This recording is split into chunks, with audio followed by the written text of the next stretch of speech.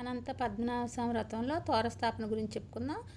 పసుపు విఘ్నేశ్వరుని చేసే కలశారాధన చేసుకుంటాం. తర్వాత యమునా నది పూజ చేసుకుంటాం. తర్వాత నవగ్రహ దిక్పాలకులను పూజ చేసుకుంటాం కదా. తర్వాత ఏమో విష్ణుమూర్తికి షోడశోపచారి పూజ చేసుకుంటాం. ఆ తర్వాత తోరస్థాపన అన్నమాట.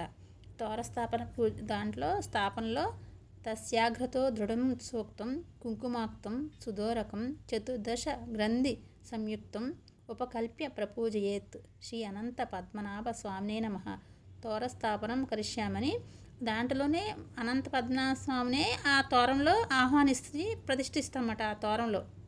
ఆ తోరంలోనే అనంత పద్మనాభ స్వామి వచ్చి కూర్చున్నట్టుమాట మనకి. అలాగే ఈ 14 ముడులు కూడా ఈ 14 ముడులో వచ్చి కూర్చుంటాడనమాట.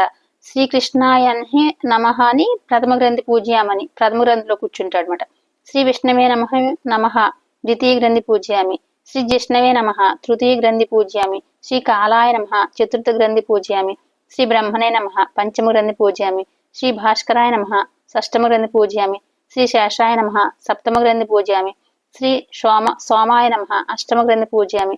శ్రీ ఈశ్వరాయ నమః నవమ గ్రంథి పూజయామి. శ్రీ విశ్వాత్మనే నమః దశమ గ్రంథి పూజయామి. శ్రీ మహాకాలాయ నమః ఏకాదశ గ్రంథి పూజయామి. శ్రీ సృష్టి సిద్ధ్యంతకారిణే నమః ద్వాదశ గ్రంథి పూజయామి. శ్రీ అచ్యుతాయ నమః త్రయోదశ గ్రంథి పూజయామి.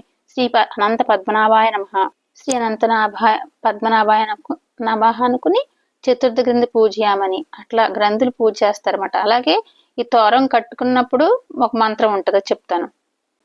తోరధారణం అని సంసార గుహర గుహాసు సుఖం వహర్తం వాంఛంతి ఏ కులోద్వహ శుద్ధ సత్వాహ సంపూజ్యంచ త్రిభువనేశ మనంతరూపం బధ్నంతి దక్షిణకరే వరదోరకం తే ఓం శ్రీ అనంత పద్మనాభ స్వామినే నమః తోరబంధనం కరిష్యామనుకుని కట్టుకోవాలి.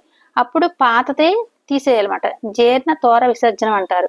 అనంత దేవేశ అనంత ఫలదాయక సూత్ర గ్రంథిషు సంస్థాయ విశ్వరూపాయతే నమః అని